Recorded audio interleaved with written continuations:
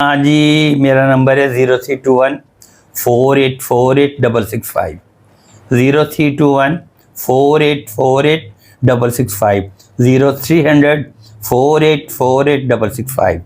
लेकिन मुझे पता है अब हमें डोनेशन, वो भी डोनेशन मुझे कौन देते हैं? जिन बच्चों को मैंने जवानी में लोरियां दी हुई हैं। कोई सर पे हाथ रखने वाला नहीं होता। अल्लाह पाक आपको सब्र दे आशी जी, अल्लाह पाक आपको सलामत रखे और मज़ीद हिम्मत दे जो काम आप लेके चल रही हैं। ज़ाहिर है आपके अंदर इतना दुख है, दर्द है कि ना चाहते हुए भी आपकी आंखें भर आती हैं। उनको क्या मकाम क्या मिलने? हमारे मुल्क की कितनी आबादी है? जी 22 करोड़ तो होगी। तो मर्दमशुमारी में हमारा खाना ही नहीं है, हमारा खाना खराब है। बड़े बड़े लोग आएंगे, वो आकर तुम्हें देख, तुम टीवी करती हो, तुम बड़े लोग पहचानने लग गए, तो वो हमसे पूछेंगे ये कौन है। तो वाक़या सारी ज़िंदगी मैं नहीं भूल सकती। बस मुझे माँ के जनाजे पे 10 मिनट बैठे, उसके बाद मुझे वहाँ से धक्के मार के निकाल। अच्छा, मेरा एक आपसे क्वेश्चन है लास्ट। हम लोगों ने जो है बचपन से सुना है कि ख्वाजा सराओं का जनाजा नहीं होता, नमाज जनाजा नहीं होता, उनको ऐसे ही दफन कर दिया जाता है। तो इस बात में किस हद तक सच्चाई है, ये ज़रा आप बताएं। अस्सलाम वालेकुम नाजरीन, खुशामदीद कहता हूँ आपको अपने यूट्यूब चैनल पर। आज मेरे साथ एक बहुत फेमस पर्सनैलिटी मौजूद है। मैंने बहुत सारे फिल्म एक्टर्स के इंटरव्यूज़ किए, फिल्म प्रोड्यूसर्स, डायरेक्टर्स, पर आज जो मेरे साथ पर्सनैलिटी मौजूद हैं, इन्होंने अपना ख़ुद एक नाम बनाया, एक मकाम बनाया। कहते हैं कि जब एक बच्चा घर से निकल जाए, वो उसके ऊपर मुनहसर करता है कि वो कितनी मेहनत करता है और किस तरीके से अपना एक मुकाम बनाता है। मुआशरे की जो है ठुकराई हुई कौम है, पर फिर भी ज़िंदा दिल लोग हैं, किसी को तकलीफ़ नहीं पहुंचाते, अपनी मेहनत मज़दूरी के साथ अपना मुकाम बनाते हैं। आज मेरे साथ मौजूद हैं आशी साहिबा, जिनको आप सभी लोग जानते हैं, हमारे आर्टिस्ट बड़ा पसंद करते हैं इनको, हम सब लोग बड़ा पसंद करते हैं, इसीलिए आज हम उनके पास मौजूद हैं। अस्सलाम वालेकुम आशी जी। वालेकुम सलाम। कैसी हैं आप? ठीक हैं? मैं ठीक हूँ। सबसे पहले तो आपका बहुत बहुत शुक्रिया कि आपने टाइम दिया। जी सबसे पहले बड़ा शुक्रिया अदा करता हूँ आपका कि आपने हमें अपने कीमती वक्त में से वक्त दिया। अच्छा, रिपीटेशन तो होगी, आपको पता है स्टोरी सेम ही होती है, पर मैं चाहूँगा कि किस तरीके से आप घर से निकली और कैसे आपने स्ट्रगल अपनी स्टार्ट की, जो मेरे देखने वाले हैं उनको। फर्स्ट ऑफ ऑल तो आपको थैंक्स कहती हूँ जी, वेलकम कि आप चल के मेरे घर आए जी। My name is Ashi Bhatt, I am chairperson Beghar foundation the right for Khwaja सराओं। I am senior social activist और मैं अपने ख्वाजा सराओं के लिए काम करती हूँ। मैं इस फील्ड में कैसे आई जी? ख्वाजा सराओं एक हकीकत है जिसे ज़माने ने तल्ख हकीकत बना दिया है। बिल्कुल। एक बच्चा ख्वाजा जब किसी के घर में पैदा होता है, ये तो हुक्म रब्बी है, अल्लाह पाक किसी को बेटा ये बेटी ये या ख्वाजा साहब पैदा कर दे। लेकिन जो हमारी फैमिलियाँ हैं ना, वो हमें एक्सेप्ट नहीं करती हैं, ऑन नहीं करती हैं, क्योंकि अगर फैमिलियाँ हमें एक्सेप्ट करें तो हम लोग अपना घर कभी भी ना छोड़ें। मैं खुद एक पॉलिटिकल फैमिली से बिलोंग करती हूँ। मेरा बाप पॉलिटिशियन में था, अल्लाह उनको जन्नत नसीब करे। मेरा भाई पॉलिटिशियन में है, मेरा एक भाई बहुत बड़ा लॉयर है और मैं खुद कैथेड्रल से पढ़ी हूँ। ग्रेट। तो ऐसा है कि हम लोगों से हमेशा इम्तियाजी सलूक किया गया है। मैं अक्सर सोचती हूँ, एक माँ एक अबनॉर्मल बच्चा रेडी पे लेके गूंगा काना लूला लंगड़ा लेके घूम सकती है, तो ख्वाजा साहब को घर में क्यों नहीं रख सकती? बिल्कुल। ख्वाजा साहब को घर में इसलिए नहीं रख सकती कि हमारा ये मुआशरा, ये सोसाइटी ये जीने नहीं देते। बिल्कुल। किसी के घर में अगर कोई बच्चा पैदा होता है तो सबसे पहले मोहल्लेदार उनको उसका ख्वाजा साहब का जीना मुहाल कर देते। जी जी। ख्वाजा सरा महलों में रहने वाले, सरा महल, ख्वाजा महलों में बसने वाले। शायद आपके इल्म में नहीं है, बच्चे मेरे छोटे हैं जी, कि मुगलिया दौर में ये मलकाओं वरानियों के मशीर ख़ास हुआ करते थे। जी बिल्कुल। ये अमराओं के बच्चों को तालीम देते थे। ये ख्वाजा साहब तो हमें अब इज़्ज़त का नाम मिला है, ये कि 2009 में हम लोग हैं इस्लामाबाद, चीफ जस्टिस इफ्तिखार चौधरी साहब थे, उनके पास हम लोग गए हैं। तो उन्होंने जो मतलब हमारे लिए जो मतलब हमने अपने मुतालबे पेश किए, हमारे राइट्स, तो उसमें से हमें अब जी हमारा नाम, उन्होंने फिर हमारा नाम ख्वाजा सा रखा। इससे पहले हम लोगों को खुसरा, खजड़ा, हिजड़ा, बगा किन्नर, पता नहीं किन किन नामों से पुकारते थे। जी। तो किसी घर में कोई ऐसा बच्चा पैदा हो जाता है तो ये मोहल्लेदार, मेरा भाई है, उसको बाजार में, ओए तेरे घर खुसरा, तो वो भाई अब दोस्त को तो कुछ नहीं कहेगा, घर आके मेरे पे गुस्सा निकालेगा। मेरे साथ भी ऐसा हुआ जब मैंने मैट्रिक किया, लेकिन मैं जिस ज़माने में पढ़ी, आप 42 ईयर्स पीछे चले जाएँ, मैंने आपको बताया कि मेरा को एजुकेशन स्कूल था, हम लड़कियाँ लड़के इकट्ठे पढ़ते थे, तो हमें तो पता ही नहीं होता था कि लड़की क्या लड़का क्या। आजकल का तो बच्चा 12 साल का जवान है। बिल्कुल। तो मैंने जब मैट्रिक किया तो फिर मैंने रियलाइज़ किया है कि मेरे में कोई कमी है। वो तो 15 साल की उम्र में मैट्रिक की, फिर मुझे पता चला कि मैं ख्वाजा असरा हूँ। तो मेरे भाई को उसके दोस्त ने मजाक किया, भाई ने आके मेरे पे मजाक किया, हमने गाली गलौज की, भाई ने मेरे मुंह पे थप्पड़ मार दिया। तो बचपन में हमारे घर में ख्वाजा सा आकर, आपको पता पहले कॉन्सेप्ट होता था कि किसके घर बच्चा पैदा होता था जाके ख्वाजा सा लोरी देते थे, बिल्कुल ऐसे ही है। सेरा गाते थे। अगर आपके घर में कोई खुशी होती थी, आपके अजीज़ों कार से सबसे पहले आके ख्वाजा सा ताली बजा के अपनी खुशी का इजहार करते थे। बिल्कुल। तो हमारे घर में भी ऐसा ही ख्वाजा सा आता था, मैं बचपन में उसको देखा करती थी। तो जब मेरे भाई ने मेरे पे गुस्सा किया, मेरे मुंह पे थप्पड़ मारा, मेरा भी जवान खून था, मैं अपने उस गुरु के पास चली गई। बस वहाँ से मेरा फिर सफ़र शुरू हो गया। ना घर वालों ने मेरा पीछा किया, वो तो चाहते ही नहीं कि मैं घर में रहूँ, घर वाले तो चाहते लेकिन ये मुआशरा ही रहने देता। फिर मैं अपने गुरु के पास आ गई। जैसे कि बच्चा अपने माँ बाप को कमा के देता है, गुरु बेचारा खुद भी नाच गाना करता, फिर गुरु ने मुझे नाच गाना सिखाया और मैं अपने गुरु के सर काम पे जाया करती थी, जो हम लोग कमाते थे तो अपने गुरु को ला के देती। मेरा गुरु की डेथ उसके बाद मैं गुरु हो गई। फिर मैं अक्सर मैं रोड पे निकलती थी, मेरे पास काफ़ी पैसे मेरे अकाउंट के, तो कुछ मेरी अम्मी भी मुझे देती थी, कुछ मेरे पैसे काफ़ी अकाउंट थे। तो मैं अक्सर रोड पे निकलती थी, मैं देखती थी कि ख्वाजा साहब बेगिंग कर रहे हैं, बूढ़े ख्वाजा साहब मांग रहे हैं। तो फिर एक दो वाक़े मेरी ज़िंदगी में आए। एक ख्वाजा साहब मेरे साथ फंक्शनों पे जाया करता, बड़ा खूबसूरत था। उसने जो कमाना है अपनी फैमिली को सपोर्ट करना है, उसने अपनी 2 बहनें थी, भाई था, जो कमाई घर ले जानी। तो मैंने उसको बड़ा समझाना कि कुछ पैसे अकाउंट किया करो, बुढ़ापे में क्या करोगे। उसने आगे से मुझे कहना, नहीं गुरु, मेरे घर वाले गरीब ने, रोटी रज के खान के, मैंने दुआ देंगे।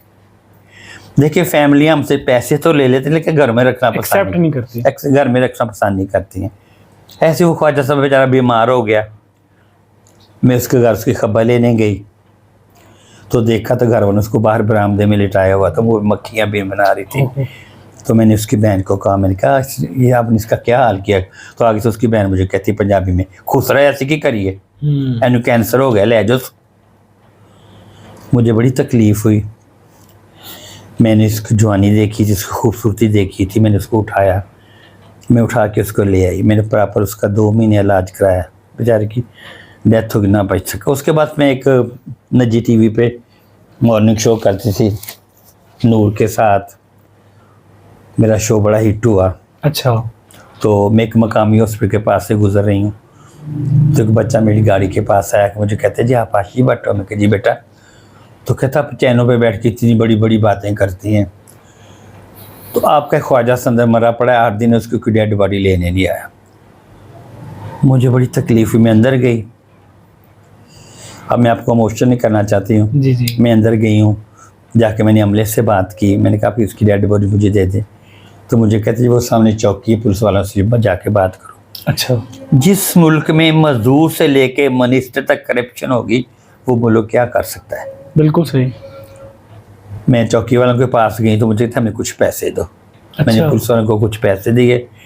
मैं दोबारा फिर अमले के पास आई तो अमला मुझे कहता जी हमें भी कुछ पैसे दो। मैंने कहा बेटा मैं इतने पैसे घर से नहीं लेके आई हूँ, प्लीज़ की डेड बॉडी मुझे, मैं बड़ी स्ट्रॉन्ग हूँ, मैं ज़िंदगी में कभी नहीं रोई हूँ।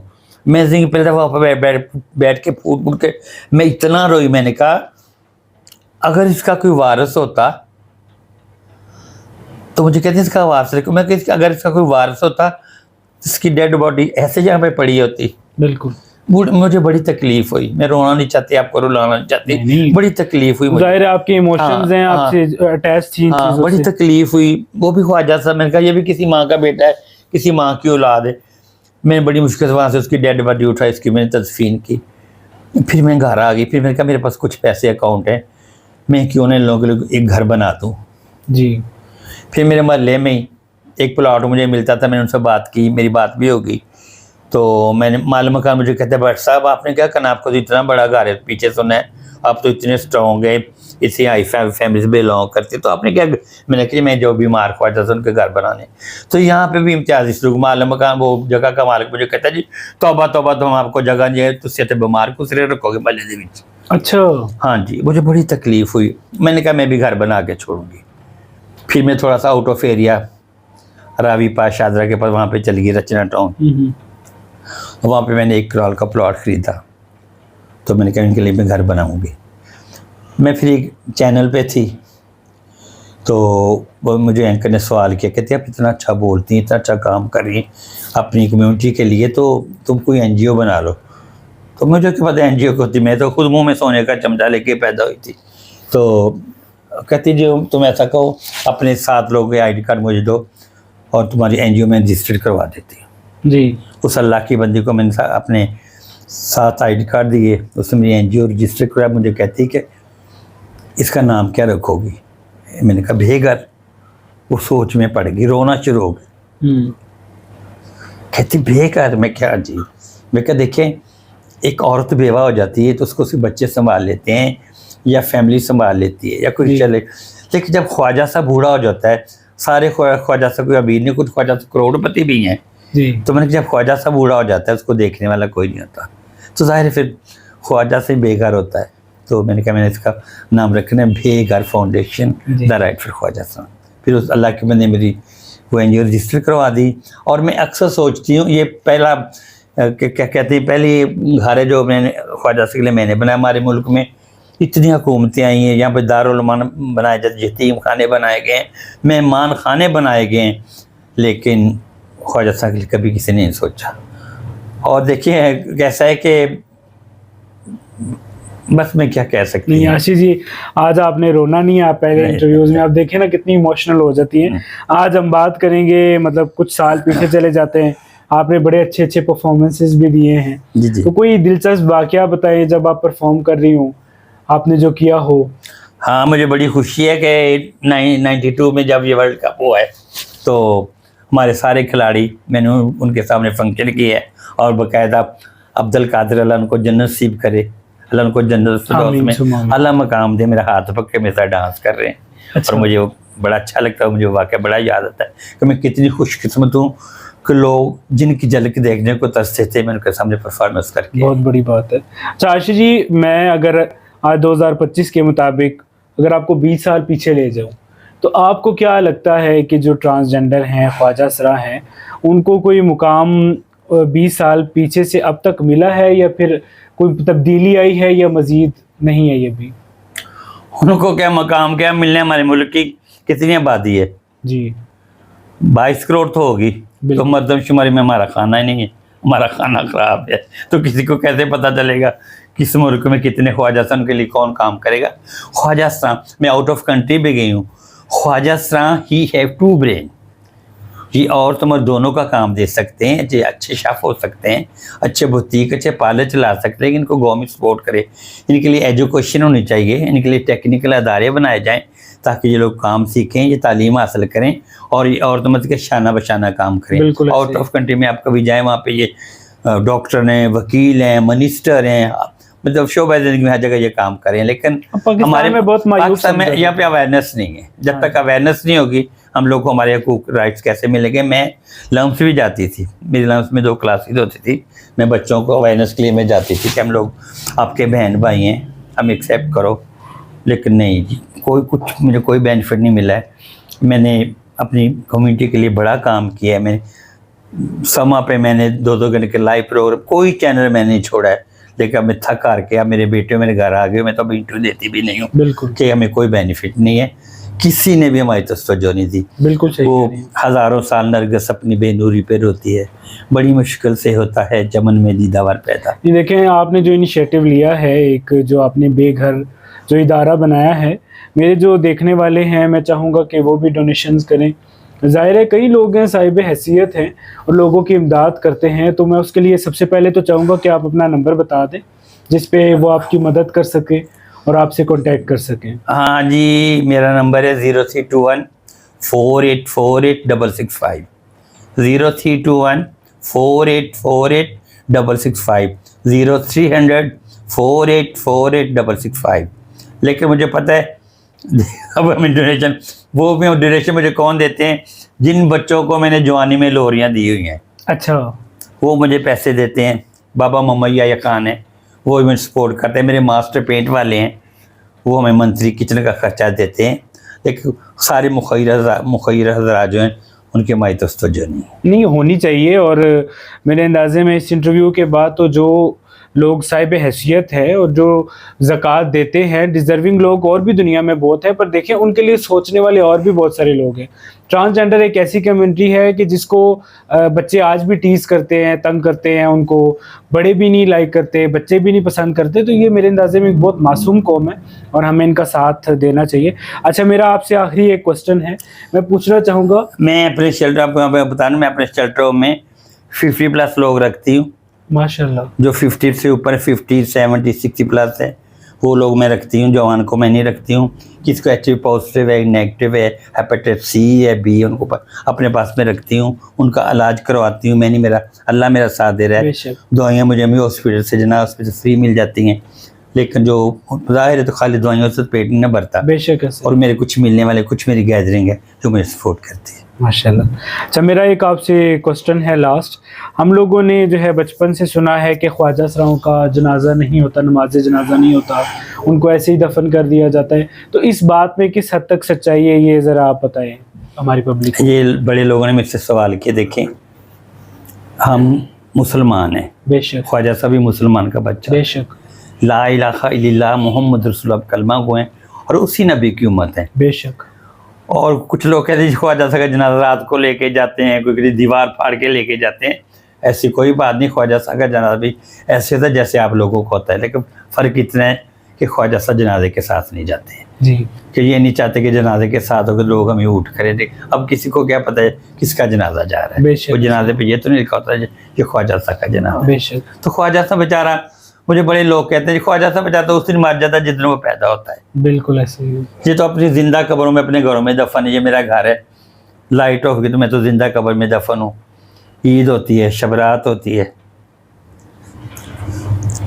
कोई सर पे हाथ रखने वाला नहीं होता। अल्लाह पाक आपको सब्र दे आशी जी, अल्लाह पाक आपको सलामत रखे और मज़ीद हिम्मत दे जो काम आप लेके चल रही हैं। ज़ाहिर है आपके अंदर इतना दुख है, दर्द है कि ना चाहते हुए भी आपकी आंखें भर आती हैं। मैं चाहूँगा कि कोई ऐसा दिल खराश वाक़या जो आपके साथ पेश आया हो, वो बताइएगा कि आप जिसमें बहुत ज़्यादा टूट चुकी हों, कि आप खुद एहसास हुआ हो कि ज़िंदगी बोझ है। ज़िंदगी बोझ उस वक़्त लगी थी जब मेरी अम्मा की डेथ हुई है जी। मैं घर पे गई हूँ, जनाजे पे मैं गई हूँ, तो मेरे भाइयों ने मुझे वहाँ से उठा दिया था। अच्छा। हाँ जी, कहते माँ का मुँह देख लिया तो अब यहाँ से जाओ। ओहो। यहाँ पे बड़े बड़े लोग आएंगे, वो आके तुम्हें देख, तुम टीवी करती, तुम बड़े लोग पहचानने लग गए, तो वो हमसे पूछेंगे ये कौन है। तो वाक़या सारी ज़िंदगी मैं नहीं भूल सकती। बस मुझे माँ के जनाजे पे 10 मिनट बैठे, उसके बाद मुझे वहाँ से धक्के मार के निकाल। ओए हो, अल्लाह पाक आपको सब्र दे।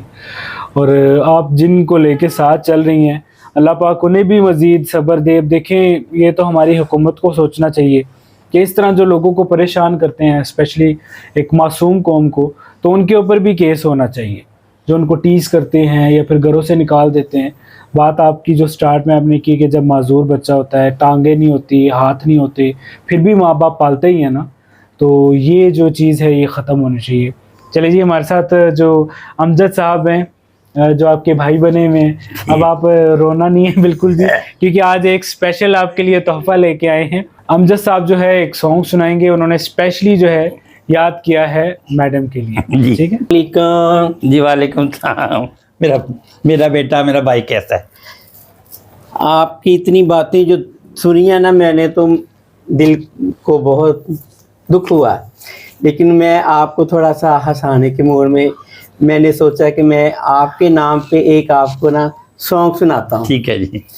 तो वो आप सबसे भी जास्त है, तो मैं आपको वो सॉन्ग सुनाता हूँ ताकि आपका दिल थोड़ा सा जो बह जाए। प्यार कभी करना ना कम, मर जाएगी तेरी आशी, जहाँ कहीं भी जाएगा तू वहीं आएगी तेरी आशी। प्यार कभी करना ना कम, मर जाएगी तेरी आशी। सीने में जब तक सांस रहेगी आशी तुझसे प्यार करेगी। सीने में जब तक सांस रहेगी आशी तुझसे प्यार करेगी। दुनिया को ठुकराएगी सीने से लग जाएगी। बाहों के भूल झुलैया में वही जाएगी तेरी आशी। लो जी, मैंने आपको साथ दिया। जी इजाजत है। जी इजाज़त।